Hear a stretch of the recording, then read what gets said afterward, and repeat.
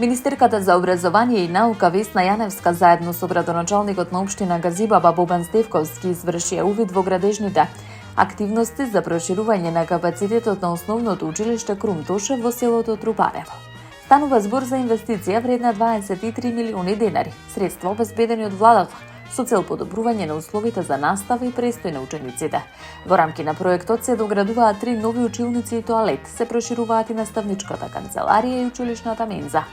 Министерката Јаневска истакна дека ова е дел од поширок пакет на инвестиции што се реализираат во сработка со локалните самоуправи, преку повици за финансирање на капитални инфраструктурни проекти. Таа додаде дека во моментов Министерството за образование и наука, владата и општините заеднички финансираат повеќе од 80 проекти насочени кон унапредување на образовната инфраструктура низ државата.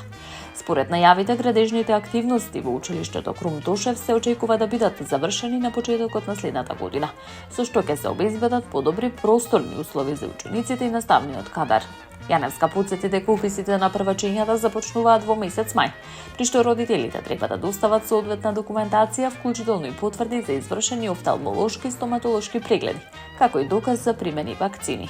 Упати апел до родителите да ја прочитуваат реонизацијата при запишување на децата, со цел рамномерна распределба на учениците и избегнување на пренатрупаност во одредени училишта, додека други би останале со намален број на ученици.